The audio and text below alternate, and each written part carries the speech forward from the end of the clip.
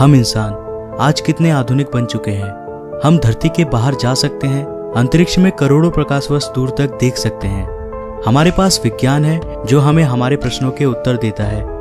वैज्ञानिक डेटा के जरिए हमने हमारे अस्तित्व का भी काफी हद तक सही अनुमान लगाया है। पृथ्वी जो हमारा घर है, जहां हम मनुष्यों ने कई पीढ़ियां बिताई हैं, जिसने कई करोड़ सालों से जीवन को अपने अंदर आश्रय दिया है और आज भी देता आ रहा है। वैज्ञानिकों के अनुसार पृथ्वी पर जीवों की करीब 87 लाख प्रजातियां रहती है, जिसमें से केवल 15% प्रजातियों को ही हमने आज तक खोजा है। लेकिन आखिरकार ये सारे जानवर आए कहां से थे?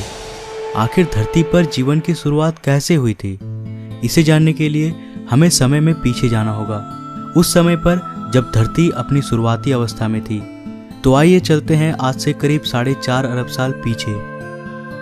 आज से करीब 4.5 अरब साल पहले चट्टान का एक बहुत ही विशाल सा गोला एक बेनाम तारे का चक्कर लगा रहा था। इसका सतह पिघले हुए लावा से बना था और इस पर जीवन का नामो निशान तक नहीं था। इस वक्त पृथ्वी पर लगातार आसमान से छोटे छोटे चट्टानों की बरसात हो रही थी।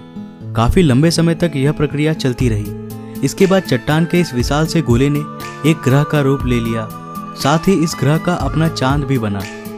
ये वही ग्रह है जहां आज हम सब रहते हैं। इस वक्त पर पृथ्वी का तापमान बहुत ही अधिक था। काफी लंबे समय बाद हमारे ग्रह का तापमान थोड़ा सा ठंडा हुआ और इस पर एक ठोस सतह का निर्माण हुआ।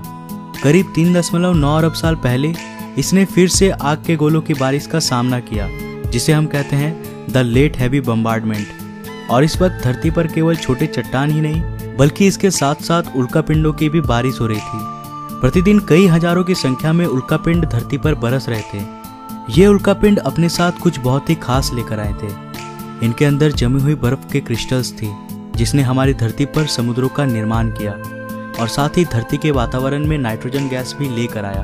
पर धरती अब भी बेजान था। यहाँ जीवन के लिए परिस्थितियां अभी भी उपयुक्त नहीं बनी थी।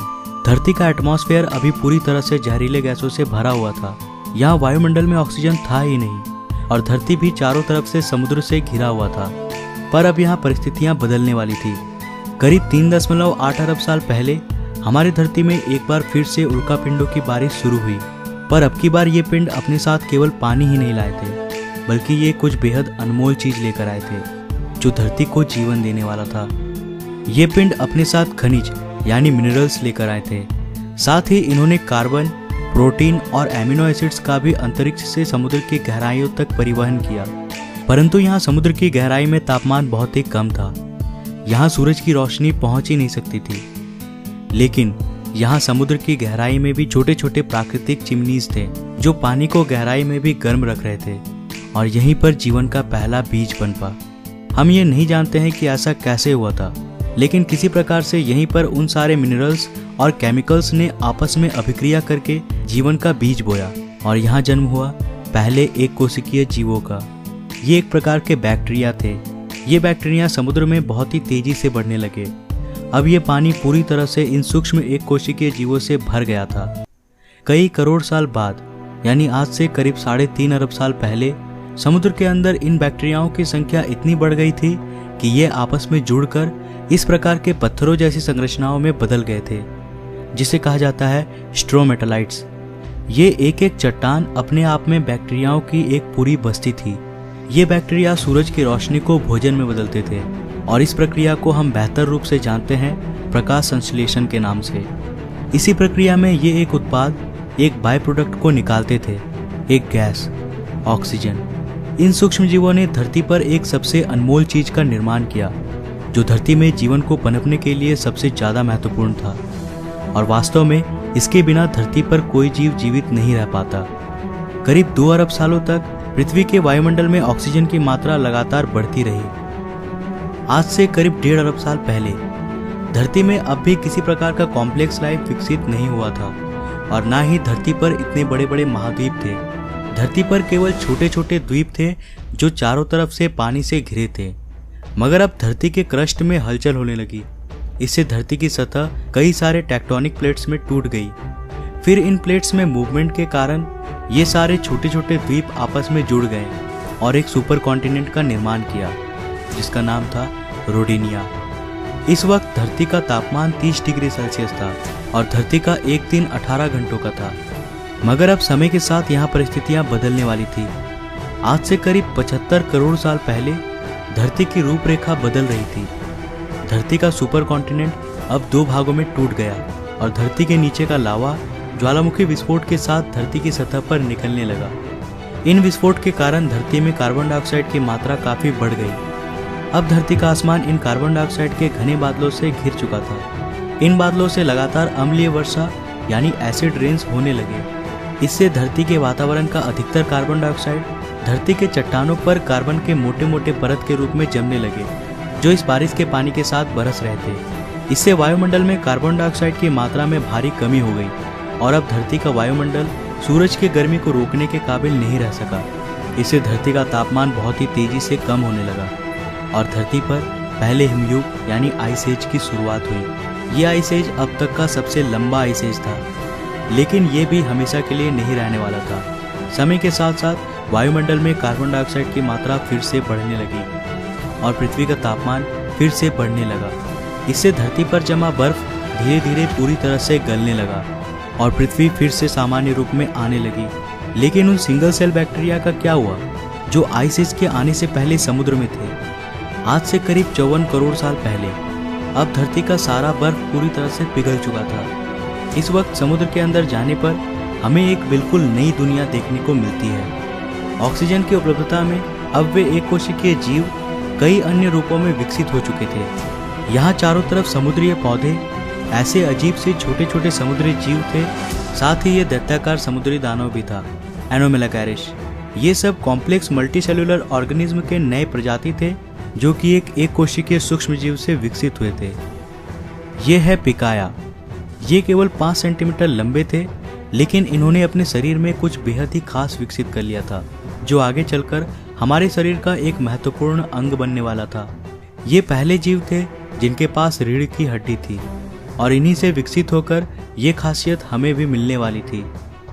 आज से करीब 46 करोड़ साल पहले अब धरती कुछ हद तक जानी पहचानी हो गई थी। धरती का सुपर कॉन्टिनेंट अब और भी कई भागों में टूट गया था, परंतु अब भी यहाँ जमीन पर रहने वाले जीव नहीं आए थे और धरती के सतह पे पेड़ पौधे भी नहीं उगे थे। पर ऐसा क्यों था? दरअसल ऐसा सूरज से आने वाले हानिकारक अल्ट्रावायलेट किरणों की वजह से हो रहा था।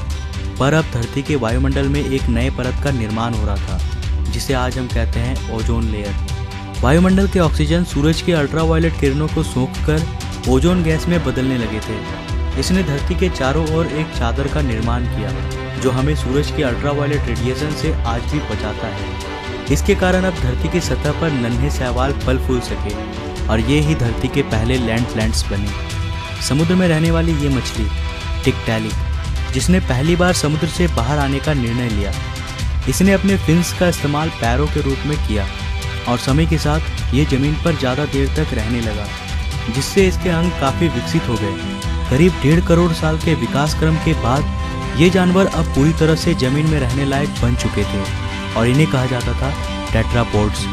आज से करीब 36 करोड़ साल पहले ये टेट्रापोड्स पूरी तरह से विकसित हो गए थे और अब ये पूरी तरह जमीन पर रहने वाले जीव बन गए। ये ही वो जीव थे जो आगे चलकर डायनासोर्स, बर्ड्स, मैमल्स और अंत में इंसानों में विकसित होने वाले थे। यहाँ से एक नए प्रजाति की शुरुआत हुई, लेकिन अब धरती का बुरा वक्त आने वाला था। समय के साथ जीवों की विकास प्रक्रिया जारी रही, लेकिन साथ ही धरती का वातावरण भी बहुत तेजी से बदल रहा था। एक बार फिर से ज्वालामुखी विस्फोट के कारण धरती का तापमान बहुत ही बढ़ गया। इससे धरती पर बहुत बड़ा अकाल पड़ गया। इस अकाल में लगभग सारे पेड़ सूख गए और धरती पर जीवों की कुल 95% आबादी साफ हो गई। इस अकाल में कुछ जीव ही जिंदा बच पाए, जिन्होंने जिंदा रहने के लिए कुछ भी खाना शुरू कर दिया और गर्मी से बचने के लिए जमीन के अंदर रहने लगे। पर समय के साथ साथ फिर से परिस्थितियों में सुधार आया। धरती का वातावरण फिर से सामान्य हो गया। आज से करीब 20 करोड़ साल पहले अब धरती की रूपरेखा काफी हद तक बदल गई थी। ज्वालामुखी विस्फोट से नए भूभागों का निर्माण हुआ, जिन्होंने आपस में मिलकर एक सुपर कॉन्टिनेंट का निर्माण किया, जिसका नाम था पेंजिया। अब धरती अंतरिक्ष से काफी हद तक आज की जैसी दिखाई देती थी। इतने बड़े अकाल के गुजरने के बाद धरती वापस से सामान्य हो गई। सतह पर फिर से नए पेड़ पौधे उगने लगे और धरती पर जो 5% जीव बच पाए थे वे अब विकसित हो चुके थे और एक बिल्कुल नए प्रजाति का जन्म हुआ था जो आने वाले समय में धरती पर अपना शासन चलाने वाला था। वे थे डायनासोर्स। डायनासोर्स असल में उन्हीं 5% रेंगने वाले जीवों से विकसित हुए थे जो उस अकाल में खुद को किसी प्रकार से बचा पाए थे। डायनासोर्स के भी कई प्रजातियां थी, कुछ शाकाहारी थे तो कुछ मांसाहारी। कुछ डायनासोर्स बहुत ही शांत स्वभाव के थे तो कुछ बहुत ही हिंसक। डायनासोर्स ने भी काफी लंबे समय तक धरती पर राज किया। करीब 11 करोड़ साल तक ये धरती पर फल फूल रहे थे। पर इसके बाद क्या हुआ? सारे डायनासोर्स कहाँ विलुप्त हो गए और इंसान कहाँ से आए? ये हम जानेंगे अगले एपिसोड में। तो आज के लिए बस इतना ही। अगर आपको दूसरा एपिसोड चाहिए तो इस वीडियो को लाइक करो। अगर इस वीडियो में कुल 2500 लाइक्स मिलते हैं तो मैं इसका नेक्स्ट एपिसोड भी जरूर लाऊंगा। तो वीडियो को ज़्यादा से ज़्यादा लाइक करो और शेयर करो। अगर आप नए हो इस चैनल पे तो ऐसे ही और एक्साइटिंग वीडियोस के लिए चैनल को अभी सब्सक्राइब कर लो, साथ ही नोटिफिकेशन बेल को भी ऑन कर लो। मैं मिलता हूँ फिर से एक नए एपिसोड के साथ। तब तक के लिए बाय।